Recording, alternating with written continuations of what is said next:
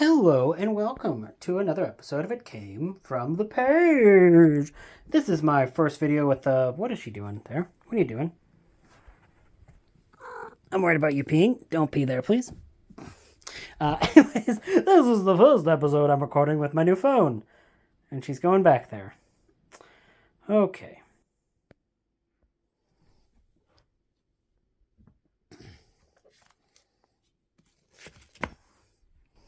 She pees on Punisher, that's fine. Anyways, my first video on my new phone, and I thought, why not do a TBR? So I've not done a TBR in a while. This is a TBR from March. I know that there is, don't even think about what you're doing. Little girl, she is looking to jump up here. You can't jump up there. That's where the books are. You can't jump up there. Don't do it. Here, I'll give you a little spot up. There, and then I'll open this window.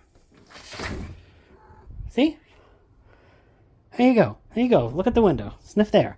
Anyways, so there are a few events going on in March. I'm only going to be really participating in about, I think, 3, one of which is my own. First off is the retroactive readathon, which is hosted by Lauren at Happy Haunts Library, and I'm actually joining her. She is matching Frankenstein the book with both Frankenstein and Bride of Frankenstein, the original classic Universal monster movies.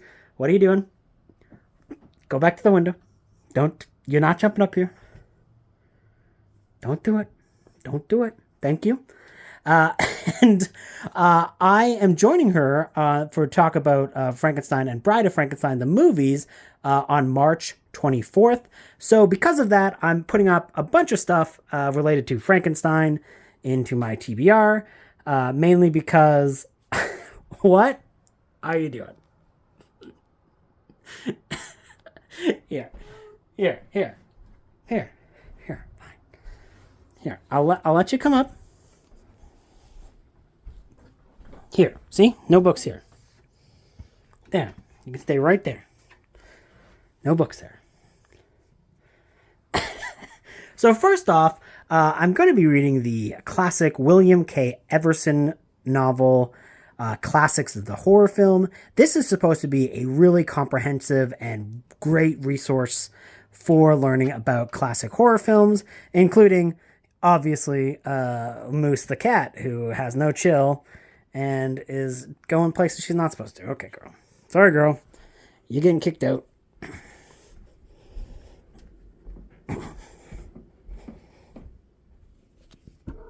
Stay there.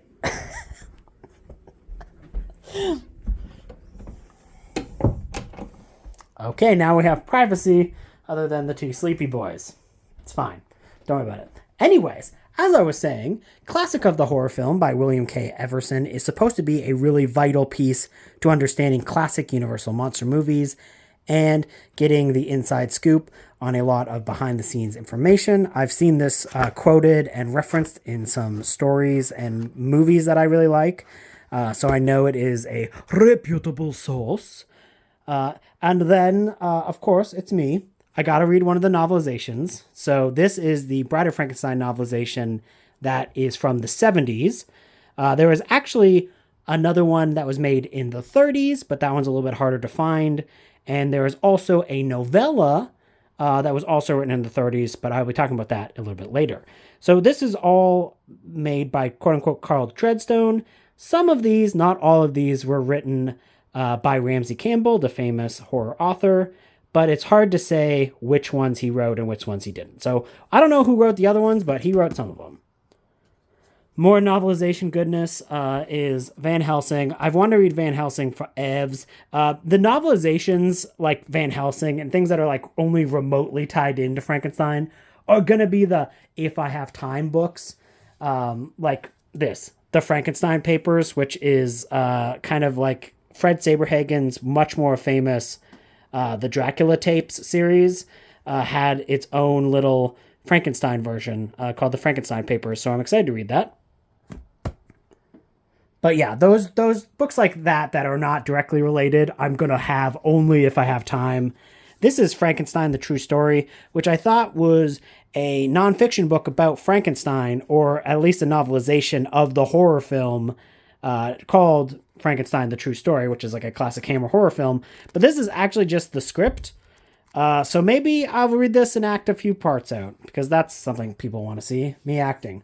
Next up is one of my favorite dumb movie novelizations, which is Mary Shelley's Frankenstein, the novel of the film by Leon Fleischer, based on the screenplay by Steph Laddie and Frank Darabont from the Mary Shelley novel, with an afterwards by Kenneth Branagh. This is from the 90s Frankenstein movie that is mostly known for a whole lot of oil. A whole lot of oily men in that one, which is, you know what? If you're into it, you're into it. The novella, the Bride of Frankenstein novella, is actually in this from 1935. I did not know this. I kind of picked this up to just look. This one I mainly have because it has a very rare novelization of King Kong, like a novella of King Kong. So that was made in the 1930s. So I looked and I was like, does this have any like Frankenstein stuff? And yeah, there was a Bride of Frankenstein novella released in the 30s. Next up, one that is definitely going to be one of the first ones I read is the Frankenstein Legend by Don F. Glutt. I read his companion piece, which is like the Dracula one, which I have as well. This is like one of my favorite covers. I'll show you the Dracula one. Oh, it's just called The Dracula Book.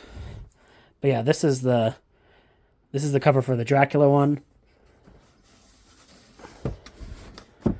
And the Dracula one was quite good. It had a lot of information that was sometimes, because this was written in the 70s, so not all the information is going to be what is commonly understood today, but it is still worth exploring and worth talking about nonetheless. And it still has like a really comprehensive history for the facts of the 70s and has a lot of info on little seen and little talked about like adaptations and versions, which is one of the main reasons I want to read this book. Then I have a few Boris Karloff biographies. This is Karloff by Peter Underwood, a man who himself looks like he was starring in classic 30s and 40s movies. And then I have Dear Boris, the life of William Henry Pratt, aka Boris Karloff. And that is a great behind-the-scenes photo of Boris Karloff, so I'm really excited to read those. I've had these for years and years and years, so I'm really excited to get to them.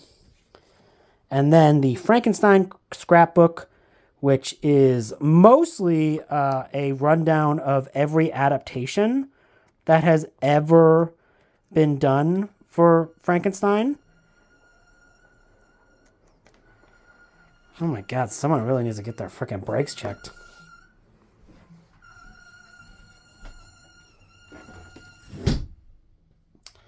Anyways, this is a pretty comprehensive breakdown of every adaptation of Frankenstein when it was written. Obviously, this isn't going to have everything in this because this was written in the 90s, so it's definitely going to stop after a certain point, but really kind of goes into Frankenstein throughout pop culture in some really interesting ways. So really excited to get to that. And then the other readathon I'm participating in is Week of Weird. That one I am probably going to read something like, I think that this is pretty perfect for Week of Weird.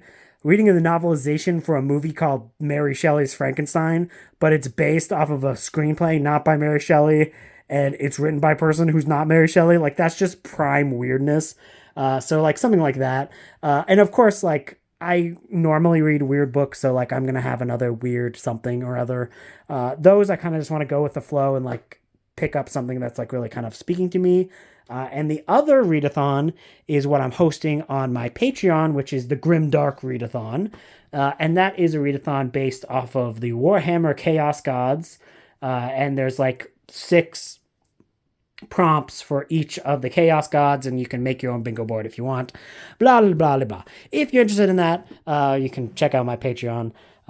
Even if you just want to check it out for a month, it's not too much. And we do things like that bi-monthly. So So because of that, I'm going to try to read some things that are a little bit more grimdark and like dystopian-y. A lot of Warhammer stuff, obviously, but some of the non-Warhammer stuff is the XCOM 2 novel. I like Greg Keyes as a author. I have not read this. XCOM 2 is one of my favorite video games of all time, though. So I kind of have high hopes for this, even though it's like a video game tie-in novel, and we know historically those don't go well for me, but sometimes they go well. Sometimes.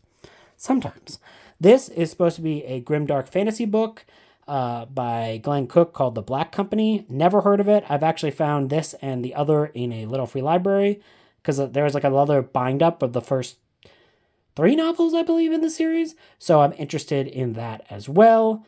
Unsure if I'll like them. I don't know much about them, but I like that this man has a sword that he's stabbing inside of a pentacle, and there's some roses, so good for him. Now on to everyone's least favorite part, the Warhammer part. Assassinorum Kingmaker, which is a book about the assassins, and it's written by Robert Wraith, who I love. He's one of my favorite Warhammer authors. Speaking of some of my favorite Warhammer authors, there is Lord of the Night by Simon Spurrier, which is just recently reprinted, and I am very, very excited for it because I read Simon Spurrier's video game novelization, Fire Warrior, last year, and I loved it. So I'm really excited to read his other full-length Warhammer novel, which is about the Night Lords. And this literally just got a reprint today, and the local game store only got 1 copy of it, so I got really lucky because I've wanted to read this for a while, but it's a little bit more expensive to find online, so I'm super, super duper pumped about it. And then here's a bind-up of 3 books about the Chaos Warriors, Renegades of the Long War, all about some Chaos Space Marines. There's Karn, the Eater of Worlds, about this guy. There's Lucius, the Faultless Blade, and Sons of the Hydra. So that is going to be really fun. This is actually one of the first ever physical Warhammer books I bought, so like I really should read it. So I actually want to get through this entire thing. So that's a goal. We'll see. A Warhammer horror title, The Black-Eyed Saint by Dale Lucas. It's got deckled yellow edges. That's pretty rad. Very excited about that. Outgunned by Denny Flowers. It's supposed to be a story about aerial combat, and I really, really liked Double Eagle, which I read last year, which was also about that topic. And then I have a few oldie books. These are for Warhammer Fantasy, which is before Warhammer 40,000. Games Workshop did Warhammer Fantasy.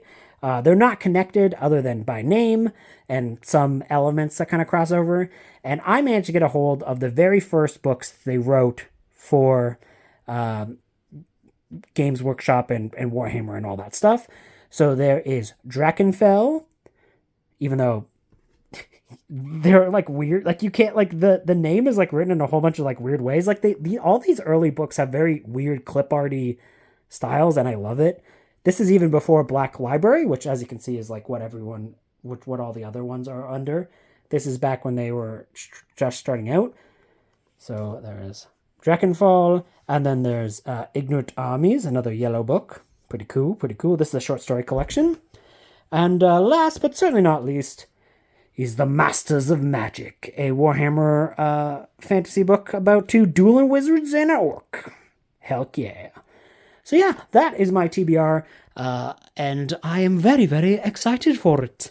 And I must also say, if you are joining from Kelsey and Simon Slasher's Layman Readathon, you have to know that the pick this month, Flesh, gets my seal of approval as the only Richard Layman book I liked. And I will never, ever let it down. So you'll have to let me know if it sucks or not. But, if it does, I don't know, blame me. Talk to you later.